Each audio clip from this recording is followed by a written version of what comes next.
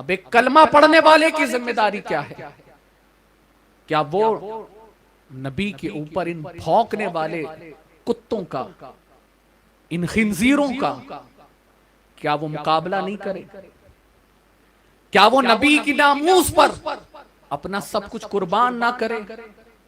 کیا وہ یوں ہی بیٹھا رہے؟ کیا وہ اللہ کی گرفت کا انتظار کرے؟ کیا کرے؟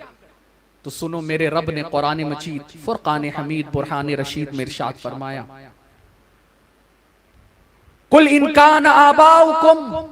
وَأَبْنَاؤُكُمْ وَإِخْوَانُكُمْ وَأَزْوَاجُكُمْ وَعَشِيرَتُكُمْ وَأَمْوَالٌ اقْتَرَفْتُمُوهَا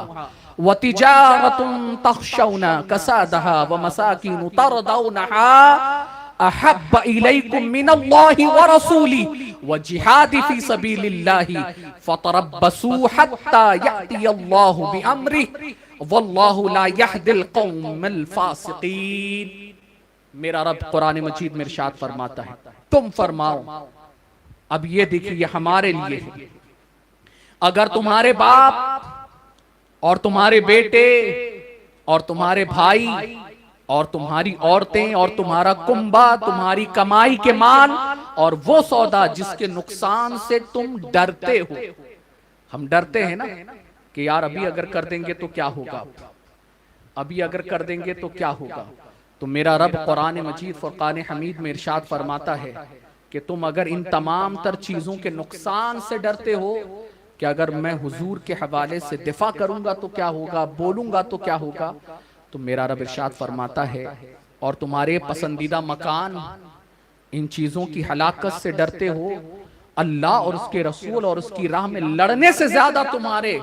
زیادہ محبوب اور پیارے ہوں، تو یہ سن لو کہ راستہ دیکھو یہاں تک کہ اللہ اپنا حکم لے آئے، یعنی اللہ اپنا عذاب نازل کر دے گا۔ تمہارے باپ، تمہاری اولاد، تمہارے مال، تمہاری بیویاں، تمہارے مکان، تمہارے دکان، تمہارا جمع ہوا مال، یہ سب تمہیں اللہ اور اس کے رسول اور اللہ کی راہ میں جہاد کرنے سے پیارے ہوں، تو میرے رب نے ارشاد فرمایا تو راستہ دیکھو یہاں تک کہ اللہ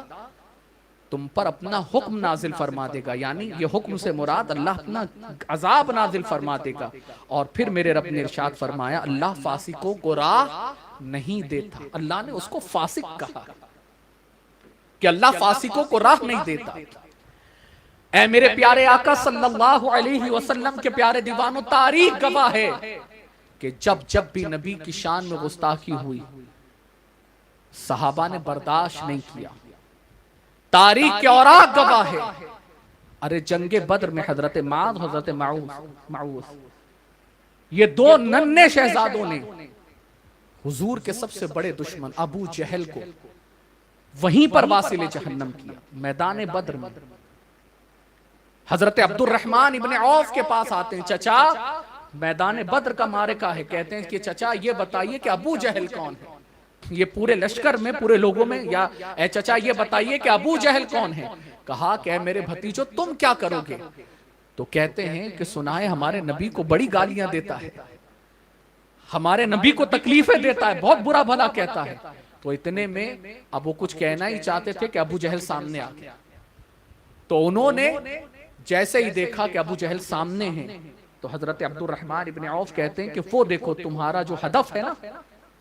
تمہارا جو دشمن ہے وہ دیکھو وہی سامنے ہے، اور تم نے اسی کے بارے میں پوچھا، یہی ابو جہل ہے۔ ننھے ننھے جو دو بچے،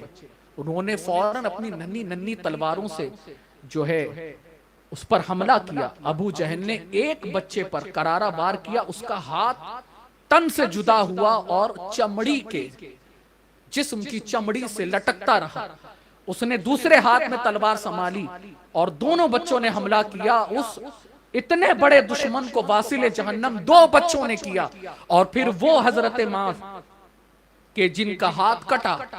اور کٹنے کے بعد جو ہے وہ چمڑے سے لٹک گیا تھا، تو اب چونکہ لڑنے میں دشواری آ رہی تھی، انہوں نے اپنے کٹے ہوئے ہاتھ کو اپنے پیر کے نیچے دبایا اور جھٹکا دیا، اور جھٹکا دے کر اپنے ہاتھ کو اپنے ہی تن سے جدا کر دیا تاکہ لڑنے میں یہ دشواری نہ دے، اور پھر انہوں نے دشمن کا مقابلہ کیا۔ اے میرے پیارے آقا صلی اللہ علیہ وسلم کے پیارے دیوانوں، تو ذرا دیکھو نا، صحابہ نے اپنے نبی سے ہر چیز سے بڑھ کر محبت کی۔ سیدنا عمر فاروق اعظم کے سامنے ایک منافق نے صرف یہی کہا کہ اللہ اکبر، کہ ہم اپنے حضور کی بارگاہ میں گئے تھے اور حضور نے اس کے حق میں فیصلہ دیا، لیکن میں آپ سے فیصلہ سننا چاہتا ہوں۔ تو سیدنا عمر فاروق اعظم کو یہ تک کہ گوارا نہیں ہوا کہ جب نبی نے فیصلہ کیا تو نبی کے فیصلے پر کوئی کسی اور کے فیصلے کو کیسے ترجیح دے سکتا ہے۔ وہ آئے گھر کے اندر سے اور تلوار لے کر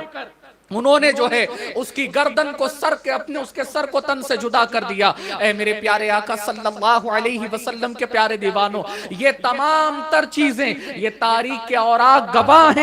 ہیں کہ حضور صلی اللہ علیہ وسلم کے اصحاب نے کبھی بھی حضور کے دشمنوں کو زمین پر گوارا نہیں کیا زندہ رکھنا۔ اسی لیے میرے پیارے آقا صلی اللہ علیہ وسلم کے پیارے دیوانوں، یہ یاد رکھیے گا کہ ہم اگر کچھ نہیں کر سکتے، کیا یاد رکھو اتنا بھی نہیں کر سکتے کہ اس کے حوالے سے ہم اپنی بات جو ہے وہ حکومت کے کانوں تک پہنچائیں، اس کے حوالے سے اپنی ناراضگی کا اظہار کریں۔ اے میرے پیارے آقا صلی اللہ علیہ وسلم کے پیارے دیوانوں، ذرا اندازہ کرو نا، میرے آقا صلی اللہ علیہ وسلم ارشاد فرماتے ہیں، حضرت مولا کائنات اس حدیث کے راوی ہیں کہ میرے آقا نے اپنے داڑھی کے ایک بال کی طرف اشارہ کرتے ہوئے ارشاد فرمایا کہ جس نے میرے ایک بال کو اذیت دی اس نے مجھے اذیت دی، اور جس نے مجھے اذیت دی اس نے اللہ کو اذیت دی۔ اور اے میرے پیارے آقا صلی اللہ علیہ وسلم کے پیارے دیوانوں، جو نبی کے حوالے سے گستاخانہ جملے اپنی زبان سے نکالے،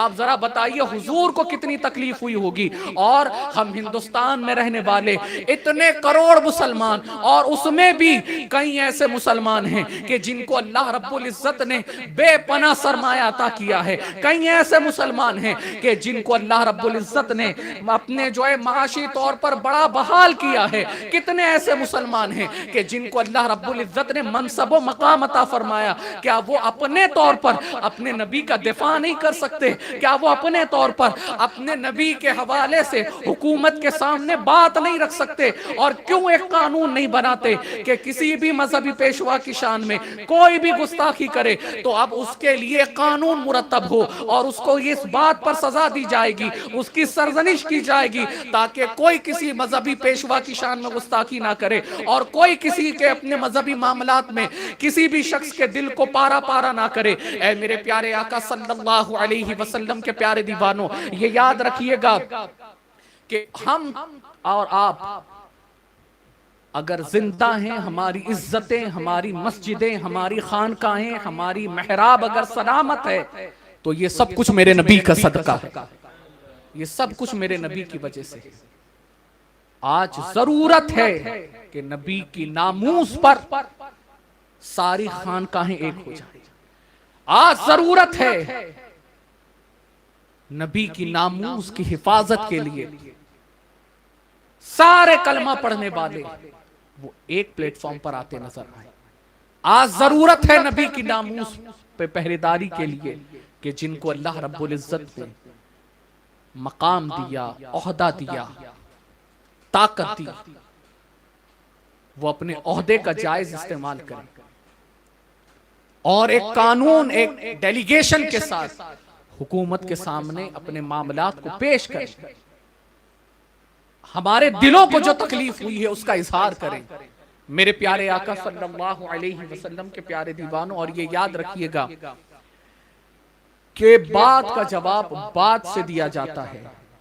اور جب خرافات بڑھ جائے نا تو ایسے لوگوں کو نشان عبرت بنا دیا جاتا ہے۔ اور اے میرے پیارے آقا صلی اللہ علیہ وسلم کے پیارے دیوانوں، اور جو نبی کا دفاع کرتا ہے نا تو نبی نے اس کے لیے اعلان کیا کیا جانتے ہیں؟ حضرت عمہ عائشہ صدیقہ رضی اللہ تعالی عنہ سے مروی ہے کہ حضور صلی اللہ علیہ وسلم نے ارشاد فرمایا، اے حسان، حضرت حسان بن ثابت، کہ تم اللہ اور اس کے رسول کی طرف سے جب ان کا دفاع کرتے ہو، اللہ اور اس کے رسول کی طرف سے جب دشمنوں کے سامنے بیان کرتے ہو اور اللہ اور اس کے رسول کا دفاع کرتے ہو، تو اللہ رب العزت روح القدس کے ذریعے تمہاری مدد فرماتا ہے، یعنی جبریل امین کے ذریعے تمہاری مدد ہوتی ہے۔ تو اے میرے پیارے آقا صلی اللہ علیہ وسلم کے پیارے دیوانوں، تو یہ یاد رکھیے گا کہ جبریل امین کے ذریعے اللہ مدد کرے گا، بس شرط یہ ہے کہ بندے تو نبی کی ناموس کے لیے کھڑا تو ہو، نبی کی ناموس کے لیے علم تو بلند کر، بس اللہ رب العزت کی مدد شامل حال ہوگی، اللہ رب العزت جبریل امین کے ذریعے تیری مدد فرمائے گا۔